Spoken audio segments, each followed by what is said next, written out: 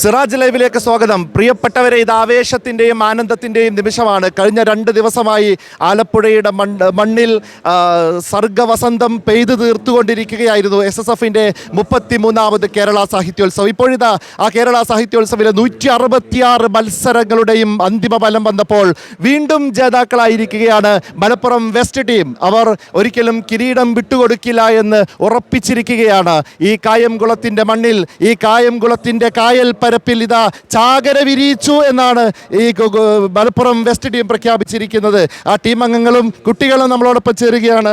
എന്താണ് വീണ്ടും ഈ കിരീടം വിട്ടു നൽകാതെ ഒരിക്കൽ കൂടി കിരീടം നേടിയിരിക്കുക, എന്താ പറയാനുള്ളത്? ഇത് മത്സരാർത്ഥികളുടെ വിജയമാണ്. ഞങ്ങൾ യൂണിറ്റ് മുതൽ സെക്ടർ തലത്തിൽ മുഴുവനും ഇത് മത്സരാർത്ഥികളുടെ അവരുടെ രക്ഷിതാക്കളും പ്രത്യേകിച്ച് 101 സെക്ടറുകളുടെ സ്വാഗത സംഘത്തിനും കൂടി ഇതിന് പങ്കുണ്ട്.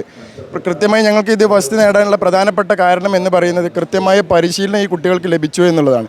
എല്ലാ കുട്ടികൾക്കും സർഗശേഷി ഉണ്ടാവും, പക്ഷേ ആ സർഗശേഷി അവരെ മൂർച്ചപ്പെടുത്തുന്നതിൽ സെക്ടർ, യൂണിറ്റ്, ഡിവിഷൻ ഭാരവാഹികളൊക്കെ നന്നായി പങ്കുവഹിച്ചിട്ടുണ്ട്. പ്രത്യേകിച്ച് കുട്ടികളുടെ രക്ഷിതാക്കളൊക്കെ നന്നായി അതിനു വേണ്ടി അധ്വാനിച്ചിട്ടുണ്ട്. അവരുടേത് കൂടിയാണ്, അവരൊന്നും ഈ ക്യാമറക്കകത്ത് വരുന്നവരല്ല, അവരുടേത് കൂടിയാണ്. ശരിക്ക് ഒരുപാട് പേരുടെ പരിശീലനത്തിൻ്റെയും അധ്വാനത്തിൻ്റെയും ഫലമാണ്. തീർച്ചയായും ഒരുപാട് പേരുടെ അധ്വാനത്തിൻ്റെ ഫലമാണ്. ഈ കുട്ടികൾ, ഓരോ കുട്ടികൾക്ക് പിന്നിലും അവരുടെ രക്ഷിതാക്കളും അവരുടെ ടീം അംഗങ്ങളൊക്കെ കൃത്യമായി പണിയെടുത്തതുകൊണ്ട് കിട്ടിയ റിസൾട്ടാണ് ഈ 1ാം സ്ഥാനം എന്ന് പറയുന്നത്. ഞങ്ങൾക്ക് വളരെയധികം സന്തോഷമുണ്ട്.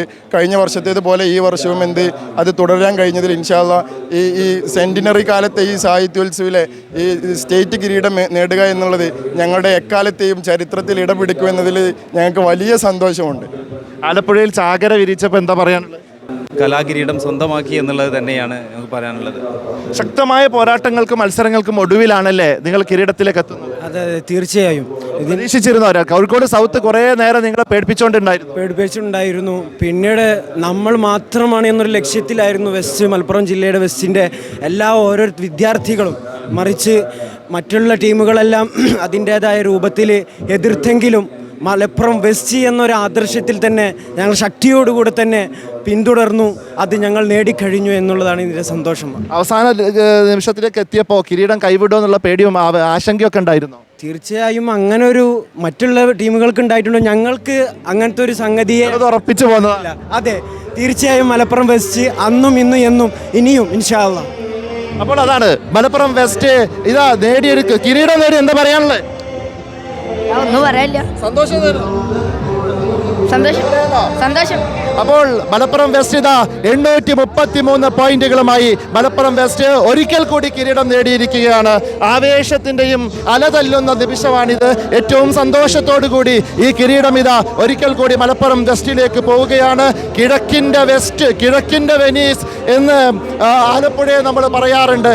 ഇനി ആലപ്പുഴയെക്കുറിച്ച് നമ്മൾ പറയുക, ഇത് കിഴക്കിൻ്റെ വെനീസ് അല്ല, ഇത് മലപ്പുറം വെസ്റ്റിൻ്റെ വെനീസാണ് എന്ന് നമുക്ക് പറയാം. അപ്പോൾ 2 ദിവസത്തെ കലാമത്സരങ്ങൾക്ക് നിങ്ങൾ നൽകിയ പിന്തുണയ്ക്ക് നന്ദി അറിയിച്ചുകൊണ്ട് sign off by Sayyid Ali Shihab, cameraman Muhammad Shabeeb. Waytonikah.com, the exclusive Muslim matrimonial site.